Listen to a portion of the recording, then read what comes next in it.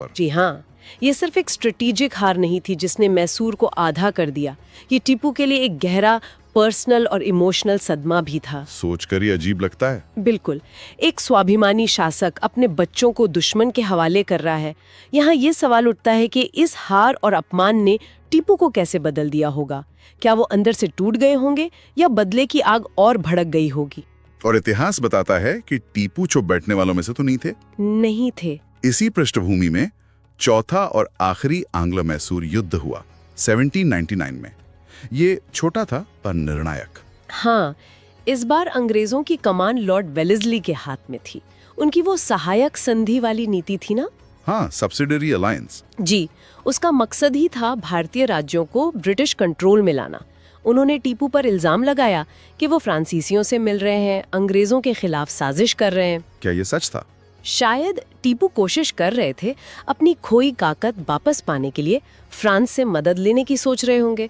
Wellesley ने इसे हमले का बहाना बना लिया। तो फिर से हमला? हाँ, इस बार भी अंग्रेजों ने निजाम और मराठों का थोड़ा साथ लिया और एक बड़ी सेना के साथ सीधे श्रीरंगपट्टनम पर हमला बोल दिया।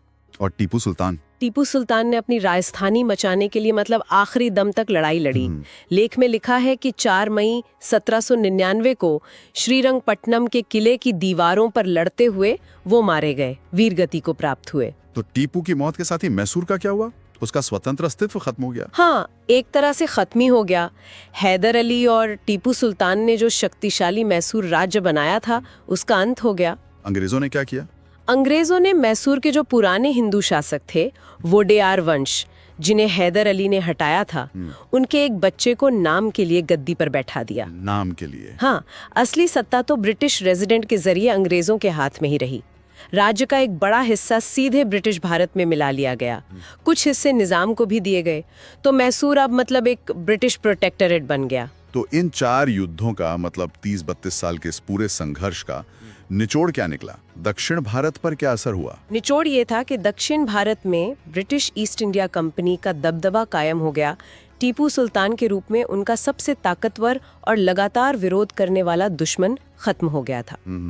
इन युद्धों ने न सिर्फ मैसूर को उनके कंट्रोल में ला दिया, बल्कि मराठों जैसी दूसरी भारतीय ताकतों को भी ये दिखा दिया कि अंग्रेजों की संगठित फौज और कूटनीति का सामना करना कितना मुश्किल है, खासकर तब जब भारतीय ताकतें आपस में ही बटी भी हों। बिल्कुल, ये दक्षिण में ब्रिटिश साम्राज्य के फैलने का एक निर्णायक मोड़ था। तो हमने देखा कि कैसे लगभग 3 दशकों में फैले इन 4 युद्धों ने दक्षिण भारत का नक्शा ही बदल दिया। हैदर अली और टीपू सुल्तान ने वाकई अंग्रेजों को कड़ी टक्कर दी। शायद उस दौर की किसी